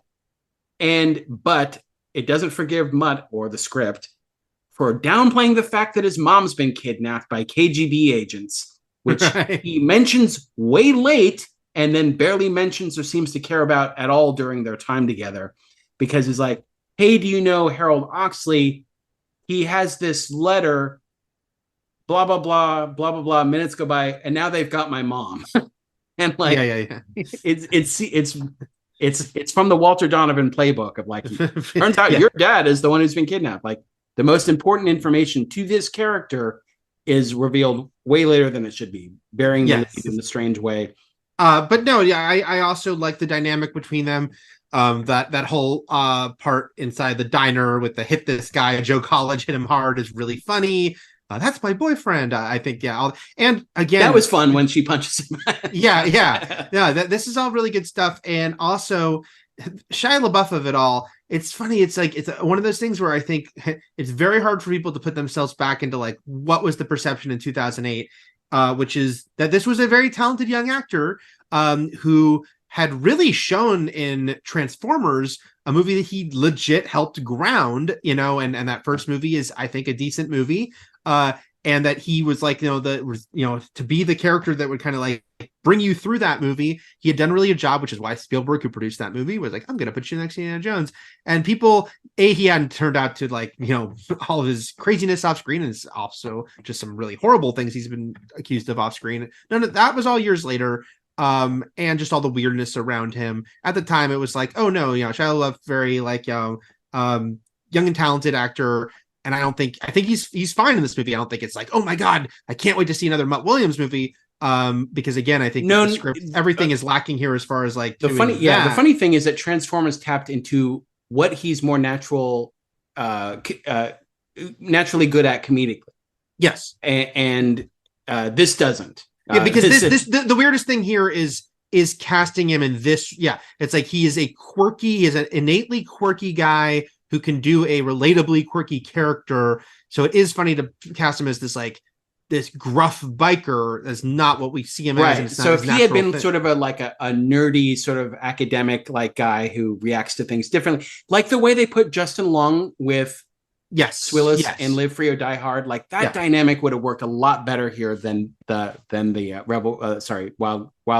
Wild One. Yeah, no, I think you're totally right. Although I still think, him and Ford together are good, and this is the best part of the movie. And if the whole movie had been this, I think we would have been like, that was a nice Indiana Jones movie. And so then we get a lot more about the lore here, right? We get the introduction to Crystal Skulls for the first time, and then again in Indiana Jones tradition, we get the guy who's been obsessed with it is a guy we've never met. This is Harold Oxley's obsession, whereas Henry Jones Singer's obsession was the Holy Grail, and then Abner's obsession was Tanis. Oxley's was this skull, whatever it's called. I'm trying to look. I wrote it down. So Mitchell Hedges' skull. It was his obsession. This deity carving. And then that's supposed to lead to El Dorado or its various titles over the years in different languages. And so this was Oxley's obsession, and we're learning about it for the first time. And this is where the movie gets better because it starts getting into actual sort of cultural lore and mythos. And Indiana Jones himself seems interested in it. And this kid's plight, this kid obviously gets him off the train. We also know that, okay, we're going to be introduced to an old friend of Indiana Jones from Chicago, which means they both studied under Abner Ravenwood, which means he'd know Marion. And so even later, when he's trying to talk to Oxley, and he's like, they're going to kill Abner's little girl. That works because it ties to the first movie. Yeah. Except we never meet the real Oxley. We never know what their history was because they never get to have an actual conversation in this movie. Right. They never get to say like, hey, remember what Abner said about this, or you and Marion, we're all wrong for each other when you first met each other. Maybe because she was 12. So they don't get to talk. They don't get to share any history. No, it's all like alluded to without actually. Because I agree with you that Abner's little girl part is great, but it's not enough to fill in everything about their relationship. I want to say before they leave America, the motorcycle stuff is really fun. I remember in the theater, I loved and I loved it again when Indy is yanked off the motorcycle into the car, fights the guys in the back seat, and then jumps back onto the motorcycle through the other door. That's really great. The motorcycle in the library is fun. We get a Chet Hanks jump scare. He is he's the dorky guy. It's a little over the top moment where he asks Professor Jones for some advice after he just rode a motorcycle into the place. I wonder how he got that part. How did Tom Hanks's untalented son end up in this movie? Nepo babies. I saw someone tweet something funny about that. It was like the fake conversation where it's like, Steven, it's Tom. Can you put my son in the new Indiana Jones movie? Colin, sure, he's great. Nope, not him. The other one. The Hayes needs to make an Indiana Jones appearance. It is funny in retrospect when Mutt says to Indy, what are you, like 80? Just because, no, he's going to be 80 the next time he plays Indiana Jones. He's like, no, I won't. Just you wait. I'll be 80 someday. And let's not forget the couple moments in this movie that don't quite work where they try to turn Indiana Jones into Henry Jones Sr. two instances. One is it happens once or maybe twice during this chase sequence where Mutt smiles at him and he won't smile back. And Right. it's sort of like taking from the motorcycle chase in Last Crusade. And then later, when they're escaping for the first or second time, because people escape and get recaptured quite a bit in this movie. Yeah. It's one of the issues is that Indiana Jones himself says this is intolerable, quoting his father. Doesn't feel like something Indiana Jones would ever say, but they kind of put it in. Yeah, I mean, obviously, it's doing the like, you're going to turn into your father eventually, but it doesn't really sell. No, because he never was. Yeah, he never acted like even when he was younger. Okay, so now we get them flying off to Peru. We get the flying map. We get the Pancho Villa reference, which Eric has certified was an episode. And which, if you were a fan of that TV show, I'm sure you were like, yes, in the theater. Yeah, it was canon. It all happened. It happened. All of it. Then basically a little back and forth between him and Mutt. It all works. Like, hey, I just want to fix motorcycles. I love reading. I love books. I fix motorcycles. If you love doing, just do it. All that stuff. Investigating the sanitarium, seeing all the stuff. Also, there's a couple moments in this movie that work, but are left unrealized, which is like, there's times when Mutt cries over seeing Oxley lose his mind. First is with the crazy carvings on the asylum walls. Mm-hmm. And then later when he's trying to talk to him and he's not there, and he tears up because this was his father. This is who was there again in all this deep history that we aren't privy to, and the movie does us no favor in sharing with us. Mm-hmm. This was the guy, and then we learned that Ox was there and didn't speak to Indy because of Indy's treatment toward Marion and leaving him at the altar. Like, he basically haven't spoken in 20 years because of that, which would lead you to believe that he was in love with Marion. But then the end of the movie, it proves way otherwise, which is like, yeah, my friends are fucking again. Yeah. My work is done here after 2 decades of being the boy's father. Okay, so then this all leads them to the graveyard, which is, I think, the last really strong sequence of the movie. Again, it's like basically half and half movie to me. I mentioned earlier that Mutt does refer to Indy as a grave robber, which Temple of Doom did as well. So this has kind of been a thing that's haunted him, this reputation. And in this movie, he's going to actually go to a graveyard. He also makes him put back the dagger, and he's like, I was going to put it back, which he probably wouldn't have. Right. And yeah, they're at these conquistadors' remains. Again, it's a fine sequence, but nothing action-wise, except for maybe the much maligned nuking the fridge moment, stands out in this movie. And you can make an argument too that Last Crusade didn't have the action that the first two did, but it was always entertaining. Indy was always paired with someone who was entertaining, whether it was Schneider or his father. And it's also had the tank battle, which was memorable. This movie doesn't have that. Oh my God, how did they do that? This is such a great sequence. Yeah, it has little beats. Like I said, I really like the going through the motorcycle. I'm sorry, the going through the car off the motorcycle. And there's one thing I love in the again, I enjoy the whole sequence, but one thing that stands out to me in this graveyard sequence is I really love the reverse blow dart where he blows into the front of it and it goes back into the guy's throat. Yeah, because he kills a dude. It's just murder in front of your son is very important. Yeah, it's a fun way to do it. But yes, overall, it's not like, oh, this is an amazing sequence, action sequence. It's a fun sequence, but nothing that is super memorable. And there's no dialogue ever whatsoever about these weird ancient warriors that live in the walls of these tombs. Right? They've never experienced anything. I mean, we're talking about indigenous peoples. Like the Jovitos existed in the first movie, but they were their own people. They weren't laying in wait for tomb raiders. Yeah. And all moving in weird supernatural ways. So nothing is that, because they come back in the end of the movie. There's never anything who the fuck were those guys? I don't know. Indiana Jones is probably just oh, more of these guys. I've dealt with them for decades in every tomb. My old friends, my old enemies.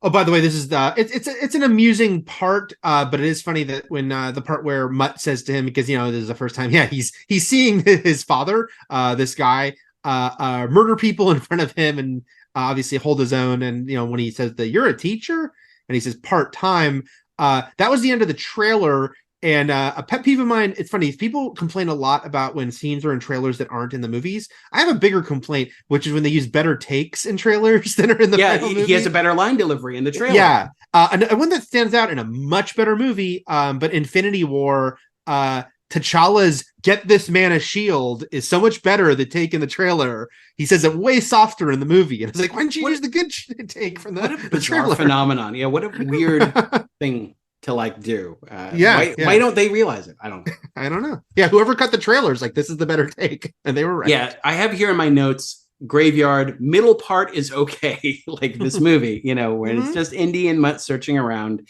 Yep. You've got the creepy guardians, but then again, okay, and then you've got scorpions, which at a certain point you're like, oh, are they the rats or the snakes in this movie? Partly, but mostly it's the ants, the CG ants at the end. I want to pull out a couple Quantumania moments here, Eric, which are things that were very present in Quantumania that are in this movie, as if this movie needs to be the influence for anything. One is which, when he says there were other women, they had one problem, they weren't you, directly from Quantumania as well. That's what Hank says to Jane. And then the other thing was the ants building a tower out of themselves. Which is something that ants do, right? So it's not Ant-Man pulled from this movie, but Ant-Man makes a tower out of himself in the weird hypothetical reality realm. I don't know how to describe that fucking movie. He has to tower himself out of the probability trap or whatever it is. Mm-hmm. So he does that himself the way the ants do in this movie. Watching this movie so close to Quantumania, I'm like, that's kind of weird. Anyway. Yeah. By the way, we never mentioned that this movie is written by David Koepp, who, is one of the most successful, in terms of blockbusters, insane resume. Wrote Jurassic Park. His movies have made billions of dollars. Yes. Yeah. Wrote Jurassic Park, wrote The Lost World, wrote the first Mission Impossible, wrote the first Spider-Man. Doesn't have a very distinct voice, writes competent, well-constructed movies that really then the director can kind of work their magic with. And I think that's the key of the Spielberg who made Jurassic Park and was all so in versus the Spielberg who made this movie and does not feel as engaged. His movies are a mix of forgettable and endlessly quotable. So it's Jurassic Park, every line of that movie is quotable. I Come in Peace, maybe not so much, right? Right. I mean, Dolph Lundgren does say at the end, "Then you go in pieces." I mean, that's pretty good. Yeah. I do like Stir of Echoes. He's directed some movies and smaller movies, and that is one that he wrote and directed that I enjoy. But definitely, the billions of dollars that this guy has been a part of is pretty crazy. All right. So now they're captured again. I'm trying to not skip anything, but also skip over some things. Oppenheimer gets quoted, which Indy points out is a Hindu Bible. Okay, so they're taken again. They are now flown to the Amazon. So we're out of Peru. We're into the Amazon. I don't know what country, probably Brazil. And then we get Dr. Spalko and Indiana Jones talking some more. We get Mac claiming, doing another take. Everyone's brought before the bad guys. She reveals her full plan. She starts talking about actual aliens. Indiana Jones is sort of dismisses it. He's like, "What, saucer men from Mars?" Which was the title once of this movie. And the many, again, there were many. We can talk a little bit more about this at the end, but that there were many different versions of this movie by many different notable writers. And at one point, it was going to be called Indiana Jones and the Saucer Men from Mars. Maybe that would have just putting it out fully out there would have made it get received more better. It might have helped. Yeah. And then she talks about her big plot to brainwash all of America. She makes it stare. We learned that Ox went insane because he stared into these the crystal skull eyes for way too long. She tries to do it to him. And then we get Marion. Well, we get the return of Marion, who again, Ox doesn't Mutt is never like, "Where's my mom?" He's never like, "Where's she? Where have you taken her?" It seems like such an afterthought to him.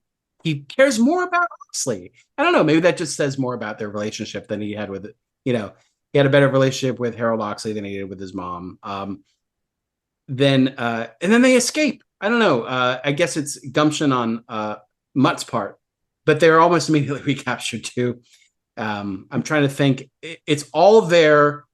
That escape moment is there to bring back the comically bring back the fear of snakes, but also in peril, in this perilous moment, Marion reveals that Mutt is Indiana Jones' son, and so that's the way they do it.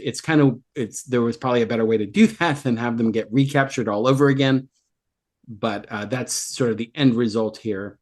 And we learned, that Mutt's actual name is Henry Jones III. Weird again because we know such. Does he not know his real name? Right. Why wouldn't he be Henry? I guess he could be Henry. Doesn't he ever say why is my name Jones? My father's name was Williams, and he died in the war. That's right? The thing. Yeah, it's so weird that Mutt has 3 fathers. Right? Yeah, it's so there's Colin. There's a guy that Indiana Jones also still knew. Yes, Colin Williams, who was the one who married a pregnant Marion Ravenwood right away and then died in battle in World War II. Yeah, and that's who Mutt's last name is supposed to be. He calls himself Mutt though, but was he Henry Williams? I don't know.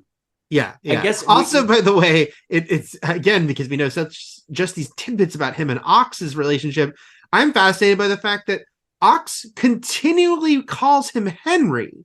So we know he was going by Indiana very young. So it's just funny that his college, they were roommates, right? So it's funny that his college roommates or they that could be a story. Whatever, yeah. He's just kept calling because he's like Henry. If they could just have had one conversation without him being insane, right? We could have learned so much. You could have had Indiana Jones say he's the one guy I let call me Henry or something, Yeah, and he's or Ox says his name's Henry Williams, but his name is really Henry Jones. And then, right. He could have said all this stuff, because we just have to assume Mutt never knew his last name was Jones. Yeah. I never saw his birth certificate or whatever it is. And it's sad to say Karen Allen's not very good in this movie. She's not, and her character's not. No, and, you said, it's too quick a turn. And she's made to be goofy smiling too much. She seems high. The whole movie. And the moment I call out as the Fast and Furious stunt also seems implausible, not just from a stunt perspective, as we're talking about nuking the fridge and what fits into an Indiana Jones movie. If it had been an accident, the driving off the cliff and being caught by the tree, that the tree saved them, and it's just a happenstance, that would have felt more Indiana Jones, because Indiana Jones survives on cunning and luck, it's equal parts. The fact that she plans this, she's like, I'm going to drive this truck off and the tree will obviously catch us and take us to the other side. That felt like that was the stretch. Now, obviously the big thing to talk about in this big chase sequence as they escape again, and it's a big hot potato with the skull, is not just the sword fighting. He mentions that he fenced. I can't remember. He's a fencing person, that Mutt can use a sword and hold his own with Dr. Spalko. Does he say that? I can't remember. Maybe, yeah. But the fact that he can also balance with one leg on both of the trucks is another thing. But then we get to the swinging with CGI monkeys. I can't imagine. Maybe I can't imagine Lucas or Spielberg or both of them being and then he swings from vine to vines and the monkeys follow, and the audience will be like, fuck yeah, swinging with monkeys, holy shit, this movie. They think that was going to be this big crowd pleasing, rousing, I don't know. I don't know. It's funny because you said earlier, George Lucas has great ideas, but not all of them can be great. And the same goes for Spielberg. And I always remember, I'm sure I've referenced this before because it's so many, it's such a memorable, such a great experience, that when Brent Simons and I went to a appearance that Ed Solomon, the writer of the co-writer of the Bill and Ted movies, did for the first Men in Black movie, which he wrote because they were putting out the script, the book, the published version of the script. And he did an appearance at Barnes and Noble, and he did such a great Q&A where he was crazy, candid in a way I'm sure studios hate, because he told the full story of what it took to get Men in Black made and why it's a miracle when you get a good summer blockbuster movie, because there's so many people too many people involved and all the changes. He talked about David Koepp rewriting him and then him coming back and rewriting Koepp, and the fact that Koepp was actually very kind to not fight for a writer's credit on it. It was like, no, this is enough. You should have this. But the point being that he was talking about these meetings where there'd be just so many people and so many things to deal with, and Tommy Lee Jones being grumpy Tommy Lee Jones saying, why has it got to be Men in Black? Why can't it be Man in Black? Why is it a comedy? Trying to fight everything about the movie. And then he said, and then you'd have Spielberg popping in once in a while, and he's Steven Spielberg and he has really great ideas, but he kind of said, but they're not all great ideas. And he said, hey, it was Spielberg's idea that Will Smith, that he should deliver that alien baby, which is such a great beat in the movie. But you know what he kept saying? He said he should deliver a baby, but then there's like these eggs and they crack open and there's this like glowing ooze in the eggs. And then they start rubbing it on their hands and it makes them all start laughing. And then basically being like, that's where you got to be like, okay, maybe don't include that, Stephen. My point being, the swinging monkeys might have been the no one said maybe we don't include that part, because you can't. Because I feel like the reaction to the nuking the fridge took a while. I felt like it matriculated out of the movie, because I remember when I saw the movie, I was like, oh wow, this is a big opening. I think it became, and this happens with any movie, I think it just snowballed into something stupid. Yes. Whereas the monkey swinging was immediate disdain. Mm-hmm. Like in the theater, like, oh my god, this is awful. This is not something that like needed to like build up steam online. This is immediate. Yes, I remember my audience laughing and even some applause for him getting out of that fridge versus the monkey swinging being a like right, exactly. Discernible. What I'm saying is that this is the scene people should be more angry about than the first one. Yes. Okay, where they should because by the way, it's like, I like conceptually, it's kind of a fun idea that Mutts can have a sword fight with Cate Blanchett across two moving vehicles, but it doesn't look great. And the CG again. Because it's a fun idea, and I think there's a version that works better. But the swinging monkeys thing is so silly, and Marions not great, and the ants are a good concept. CG ants just don't. Yeah, I like them swarming and killing the guy. Working, but I don't like how it looks. It's the most gruesome part of the movie, in a movie that's not very gruesome at all. I like Cate Blanchett using her knees to crush a giant ant. And her having to get away from them. We get the big fight this time, surrounded by ants, and they have a little bit of a gladiator oasis because of the skull. He gives them a fighting ring, and the ants fill his mouth, and he's taken away. He's still allowed to scream, though, I guess. But gruesome death for the big heavy in this film. Yes, that was fun. We skipped past bloodless, but bloodless. Yeah, we skipped past no more splattering blood. We're long past that. We skipped past the Mac claiming he's still on Indy's side. As it turns out, he's not. But then we get into the CIA elements of their relationship, and that's like a whole. But also, I have a gripe here. Matt and Mac is hard to say close together. Matt, when Mac says, basically Mac saying, I'm actually a double agent, shouldn't he be saying he's actually a triple agent? Because the double agent part was when he was the fact that he was working with the Russians. Okay, so here's the thing. He's a double agent for the Russians, but a triple agent for America, who then turns out to be a quadruple agent for the Russians. He is a double agent, just not for Indy. He's leaving off. That's what I'm saying. He's leaving off. He's a double agent for the Russians. From the Russians' perspective, he'd be a double agent, but from Indy's perspective, he'd be a triple agent. Just saying. So anyway, that's why I don't like this movie. That's what people should be really angry about in this movie. That's what everyone should be saying. Not that Ray Winstone. So many people are just wasted in this movie. Like Cate Blanchett is a little wasted in this movie. She is. Because the villain, you said that you thought Walter Donovan was the least effective villain. I think it's her, just because of the potential of everyone in this movie, honestly, and her star power too. Like I still think she pops a little more, and part of it is that it's Cate Blanchett. Part of it, I think part of it is just her look. The look, that's it.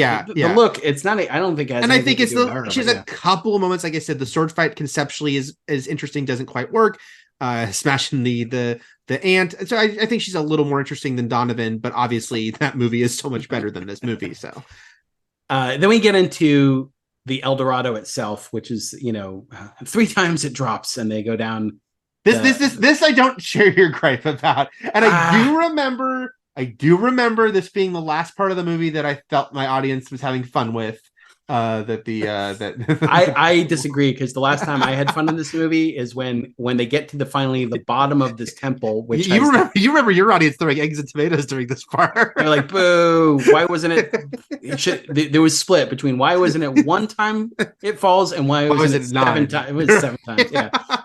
So my last enjoyable moment of this movie is when all of a sudden, when Marion and Indiana are about to kiss, Mutt just says, "Here, hold this," and like gives Indiana Jones a giant skeleton, giant skeleton doll.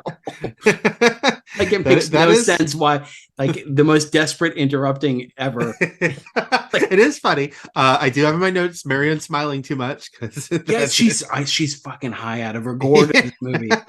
That's why she's like, I can drive onto this train. I can, like, this will work. It's like when the part that goes nowhere in Fast X, when Han is like, we see his point of view as he's high. Yeah, that's for the whole movie. There's just nothing clever about this movie. There's parts of the first movie where it's like, like Todd burning his hand and only getting one side of the headpiece, and that's why their staff is too long. There's just parts of that. Nothing about the lore here is like, return. Okay, well, he returned it to the grave, but then he's supposed to return it to the city. Nothing with the actual El Dorado Oxley plot works. And then they get taken before they basically Indy looking at the tapestries and seeing the aliens teaching the Incas how to do like agriculture and all this stuff they shouldn't have known how to do. Again, it's a big moment for him, but we pieced this together way earlier because we've been brought up as a society in ancient alien theories and fun sort of controversies, or I should say conspiracies, right? Yeah, and I think this movie set. Hold on, I knocked over a piece of paper. The other ones. What happened? I knocked over a piece of paper, but it seemed to like mess up your internet audio. Say that again. Okay, I was saying that the thing that completely ends up singing this movie, I think, is that the final set piece isn't cool, because like we said, first half solid, if not exceptional, solid, then it really starts to lose you. But I feel like if they'd had a cool final set piece, and that's something all the other movies did, obviously opening the arc, especially the back half of the movie, right? The bridge in Temple of Doom, only the penitent man will pass, like such memorable ways to conclude these things. And nothing when they go now, I have to say, when I rewatched this for this podcast, I was very tired and I was starting to nod off in that last half hour. But I think that could happen at any time of day. No, I'm saying the movie contributed to that, because that last half hour, which should be, hey, we're in it. We're in the final sequence. It's fucking aliens. Whatever you think of that should be like, get your attention. But it's dull. It's not interesting. Like when they're in there in this chamber and there's all these skeletons and all this stuff, and they merge into one fishy alien. None of it. This is where I really feel like, the entire second half, but like the Spielberg not being engaged thing, or like what's off with this movie, as we said at the beginning. It was very wise. The Holy Grail felt important, but also so did his relationship with his father. It felt so important. Yeah. And like when Henry Jones Sr. gets shot and he turns to him and Indiana Jones has tears in his eyes and it's like his father's dying, it like felt crucial. Here it's like the aliens are merging and she's like, yes, I want to know knowledge. And he's like, I'll be down here, sister. It's kind of like I feel like there's needed to be a big emotional part of, like, maybe the aliens threatened to take away Marion and Mutt, or like he's about to lose his you're family. Right. There's nothing. There's no emotional core in this last part, and he even himself feels underwhelmed by the aliens. Right. Like, even because Temple of Doom, where I guess there's not like an emotional component to what's happening, but it's such a wonderful act of desperation that he's going to cut the bridge. Like, I'm fucked. What do I do? Yeah. There's nothing here. Like, we don't feel that tension. We don't feel personal connection. We don't feel the tension of danger. So there's not really, and we're also really prepared for the aliens to kill Kate Blanchett, because that's what every other movie kind of does. Mm-hmm. And she does, and she disintegrates into nothing. And even then, it's like, oh, they're archaeologists just like us. Where'd they go? Space? And he's like, no, the space between spaces. And then Dave Matthews is like, the space between. The space between spaces, another element, I think, of that. I don't have an issue with that line in and of itself, but it's like, when you don't like a movie, you start to really harp on things. So that line's been like very, very mocked. I think to a kind of silly extent, but I get it because it's like it's also I don't need to mock it, but also like why can't they just be from outer space? Why do they have to be interdimensional? Right. What's the point? What's the point of it? Like it's still crazy. It's still like it still should change everything. Yeah, and then it's like and then they get married. Oxley is over the moon. Oh my god, like. Like, yeah, I ship them so. He's like my OTP. It's like maybe he was just a mad fan that they never did, Bellark or Klexa or whatever. And he's like, finally. And so he's like, I wasn't into Willie or Dr. Schneider, but I'm fucking into this one. You should see my fanfic. It's dirty. We bring back Charlie, Jim Broadbent still being underserved here. And we have a weird looking pastor to the point where I was like, who is this guy? He's just an actual actor. He looks so weird that I swore he was an undercover KGB agent the first time I saw the movie. Is this Tom Waits? Like, what's happening? I was like, why is this weird? I'm not saying he's not a bad looking guy. He's a type. He's a type in a distracting way that you don't want in that moment. Yeah. I felt like, was this a Nepo baby? Was this somebody who was like, was this the grip on set? Like, who is this guy? And then he's got his job back. He's now associate dean. Henry, again, it says Henry on his name. Though. Yeah, I know. How did he not become how did he stop being of interest to the Bureau? Like, when did that happen? Because the saucer flew away? Like, did the aliens correct this? Did they go to the FBI and be like, look, this guy's, he's okay.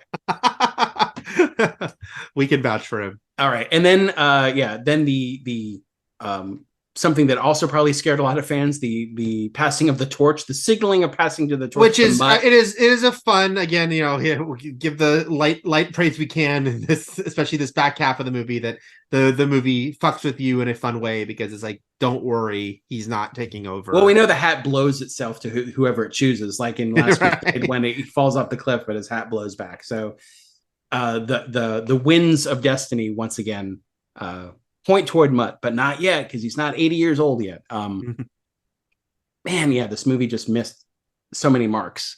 It does. And it's just kind of a deflating movie. And obviously it's always a risk to come back this long later and try to recapture the magic. But this one was a sad example of that, unfortunately. A big hit when it came out. It is crazy to be like, I was looking at the worldwide box office. It was number 2 for the year after The Dark Knight. It is funny to see, though, a huge difference here. Number 8 for 2008 is Iron Man. This is worldwide. But number 1 in America, it was flipped. Iron Man made slightly more than this movie, like $1 million more.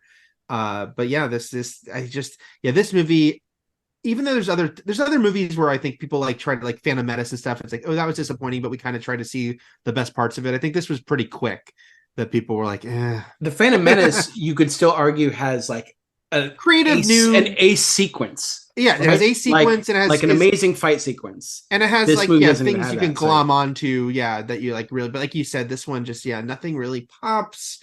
The thing that pops the most is the thing people wound up complaining about the most is that atomic explosion. The atomic explosion, which I wish they could have found a way to end the movie with all of this and do something different with the aliens. Yep. After all those attempts, have you ever read the Darabont draft that leaked online? I did. I really disagreed with people who said, "Oh, this is so much better. They should have done this." I think those were people that desperately wanted this movie to be great, and it wasn't. Because I read it again. I read it years ago now. All I remember is it wasn't like amazingly different. Again, I think there are versions of this movie that were very, very different, but the Darabont version is similar. The two things that jump out to me, though, and there were some things I remember moving better or feeling better, but the things that jump out to me negatively about the Darabont draft were there were more, like we talk about Ox. There were more and Mac. No, there were more. It was more like Ox and Mac. I remember there was like 2 or 3 other characters that were with them by the end. It was like all these people we didn't care about. Like, it was like there was like a larger group of people that were somehow involved. By the way, while we're on this, because we skipped over it, Mac's death was so weird. He's just like, let me go. Yeah. Again, there's nothing. Yeah, the characters. It's okay. Yeah, the character is so random. Like, a lifelong friend who I will betray at a drop of a hat, and now, I'm gonna die. You would have thought that Indiana Jones would have known about his like gold obsession, like right. their friendship. And so the Darabont version had way more extraneous characters, and this one already has some unfilled in characters. And then I also remember that it was more cutesy. Like, yes, this movie has the part with the Ark of the Covenant, and you can say that doesn't even need to be there, and it's just for us. But I just remember there was some stuff that really made me roll my eyes in the Darabont version, especially it was all meta and winky. There was a part where Marion's like, "Whatever happened to Willie Scott?" And he's like, "Oh, she went to Hollywood and married a famous director." And I was just like, "Wah wah." Timeline wise, did they meet? Were they married when they made Temple of Doom, or was it after? Or were they dating? After. Or I think they met making Temple of Doom. Yeah. Okay. Another thing is, just because other drafts of this exist doesn't mean that they're better. Just because something isn't great doesn't mean anything else is. But that's what I'm saying. I think people want to, and again, Darabont's a great writer in general, but again, he's going off the story they wanted to do. And also, having someone we'll find out with next week, has a huge history with Indiana Jones, being a huge writer for the TV series. But what was now I forgot what I was going to say. But yeah, I feel like okay, I'm going to run an ending past you. Say we end in Area 51 and we still have the explosion. But what if Indiana Jones got rid, instead of the aliens disintegrating her and like all that, what if Indiana Jones got rid of the KGB soldiers by busting open the crate to the Ark and opening it and closing his eyes? And then I think that would have been fucking rad. It would at least have been a better ending than this one, but yes. That would have been, he's like, they have a reason to like give that funny, the old stand. The Ark is here in Area 51, well, fucking use it. Like, just fucking kill. And then and the Sankara stones are there too, and he throws them at them with fireballs and like. He doesn't have the Grail, but up there, it's there, and he's like, and I can survive the atomic explosion by drinking from the Grail. For I am immortal. Maybe they should have just gone for it. But then he's like, but I am also now a vampire, and that's when we get Indiana Jones vampire in the new series. Yeah. John Rhys Davis turned down a cameo in this movie. When I read, it's funny because on Wikipedia, he was just going to be at the wedding at the end, I think, and it was especially lame. I read because if you read on the Wikipedia page, it's like it was just he didn't think it was substantial enough to just appear at the wedding. And then I read like the full quote. And I was like, I could. It was clearly what they wanted to do was in pickups. Were like, oh, Sala should be at the wedding, so they were just going to film him on his own. Like he wasn't even going to like he was going to like toast or wave. They could have Vin Diesel him, yeah. So I can see why. I don't think it's giving anything away to say he's not in Dial of Destiny a lot, but he actually filmed scene with Harrison Ford. So it's like, okay, more than just like I will sit in a chair and you'll pretend I shot with these people at a wedding. And then he's like, oh, Marion's alive. Life goes on, Indy. Right, doesn't it? Yeah. I told you life goes on. Here it is going on. All right. Anything else to add to this? Not very great movie. Not very great movie. I mean, again, if it's sad when something costs 185 million and it's not very great. Yeah, and again, like we said, it's like it really goes to show you, like that this movie can be this like massive, one of the biggest hits of the year, and then we like, in retrospect, we're like, oh, okay, like that exists, but really left the only impact it left was negative. There are movies because there are a lot of movies that I think get that sort of weird, like they open and they're big, and then there's like a big whiplash of like people online who really hate them. And that becomes kind of the talking point. And Last Jedi is one of those movies. And Prometheus, which I think is a very polarizing movie that I happen to really like, is one of those movies. I think Kingdom of the Crystal Skull is one of those that, again, every movie has. I would never. Its defenders are not pronounced. Like, they're not pronounced. I'm sure there are likers, enjoyers of this movie. But of course, I always hate when people tweet, am I the only one? Because you're never the only one. You're saying that to find your people. Of course, you're not the only one if you say, hey, I like King of the Crystal Skull, but it's a much smaller group. Yeah, I know, but I also hate it when they do that when they're in the majority. Oh yeah. That's what I hate. Am I the only one who hates when your flight is delayed? Yeah. Like I mean, Am I the only one? Yeah, I hates get some that. things, but yeah. I hate it. I hate it more when they do it with a really popular movie because anything like, am I the only one that didn't like Infinity War? Of course not. It so everyone saw that movie, and guess what? Every single person is not going to like the exact same thing. So yeah, stop saying that. It just sounds like you're just starting to start an argument at 8 a.m, which is maniac behavior. But yeah, so yeah. All right. Next week we're gonna delve into some early Indiana Jones adventures. It's televisual. What was it, like 2 seasons and then a handful of movies? This show ran. Well, yeah, we'll talk more. It was interestingly formatted for TV. It was interestingly formatted, and the version that is now available is part of that interesting formatting. And because they even reconfigured it after that. So yeah, they shot additional material later because again, Lucas is gonna Lucas. But yes, so reminder that it's weird because it's like Jabba and he's yelling at Indiana Jones about it all works. That was the plan. He couldn't do it initially. Episode again, the way it's presented on Disney Plus is episode 1, My First Adventure, and episode 6, Spring Break Adventure. It's just which is not a Ronnie Bostock movie, which is a John Hurt reference for a movie called Love and Death on Long Island. It's just get Indy laid. Get Indy laid. You're just a skid mark on the underwear of life. All right. Till next time, everything is possible, but nothing is real. And Shakma.